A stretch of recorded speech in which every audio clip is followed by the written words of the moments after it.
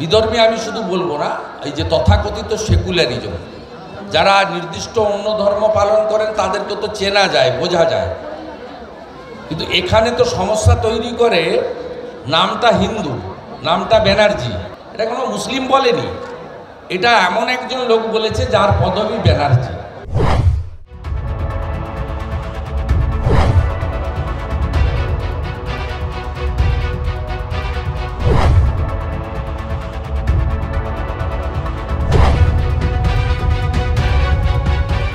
দাদা, প্রশাসনের জন্য যদি কোনো বাধা আসে 22 তারিখ, যদি প্রশাসন না, এগুলো ভেবে নেওয়ার কোনো কারণ নেই। প্রশাসনের মধ্যেও বিধর্মী লোকের সংখ্যা অনেক কম আছে।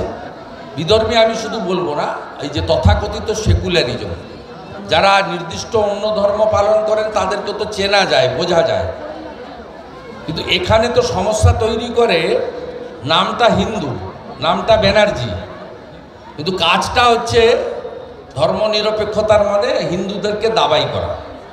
আপনাকে আমি উদাহরণ দিয়ে বলি, রামনবমীর শোভাযাত্রার আগের দিন মাননীয় মুখ্যমন্ত্রী, এই রাজ্যের প্রশাসক, সকলের মুখ্যমন্ত্রী, 10.5 কোটি জনগণের, তিনি রেড রোড থেকে বললেন বিশ্ব হিন্দু পরিষদ, RSS, এরা সব বজরং দল, হনুমানের পার্টি, এরা কালকে জয় শ্রীরামের ধ্বনি দেবে, এরা মুসলিম এলাকায় যেন না ঢোকে, এরা দাঙ্গাবাজ। এটা কোনো মুসলিম বলেনি, এটা এমন একজন লোক বলেছে যার পদবি ব্যানার্জি। তা ব্যানার্জি পদবি হলেই হিন্দু হওয়া যায় না। যেমন বিকাশ ভট্টাচার্যের পদবি ভট্টাচার্য, কিন্তু রাস্তায় দাঁড়িয়ে গরু খায়, গরু খেয়েছে, আমরা গোমাতাকে পুজো করি, গোবর্ধন পুজো করি কালী পুজোর পরের দিন। স্বাভাবিকভাবে আপনি দেখলেন PM বস্তি, রিসড়া এবং ডালখোলাতে কি সমস্যা তৈরি হলো, আধা সেনা নামলো, NIA তদন্ত হলো, অথচ পশ্চিমবঙ্গে হিন্দু ধর্মের পরে ইসলাম ধর্মের লোকের সংখ্যা বেশি। এখানে বিশ্বনবী দিবস ওনাদের একটা প্রোগ্রাম, ওনাদের পয়গম্বরের প্রোগ্রাম, সেদিন পশ্চিমবঙ্গে এত মিছিল বেরোলো, একটাও সমস্যা হয়নি। কেন?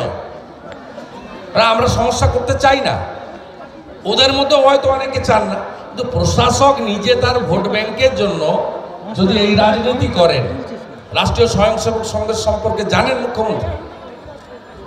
ভারত চীন যুদ্ধের সময় যুদ্ধে পর্যন্ত স্বয়ংসেবকরা কাজ করেছে। কিছুদিন আগে করমণ্ডল এক্সপ্রেসে যে দুর্ঘটনা ঘটে, আমি নিজে গেছি উড়িষ্যাতে, স্বয়ংসেবকরা 650 বোতল রক্ত এক রাত্রে দিয়েছে আহতদের। তো স্বয়ংসেবকরা কি কাজ করে সে সম্পর্কে যাদের ধারণা নেই, তারা এইসব কথাবার্তা বলে।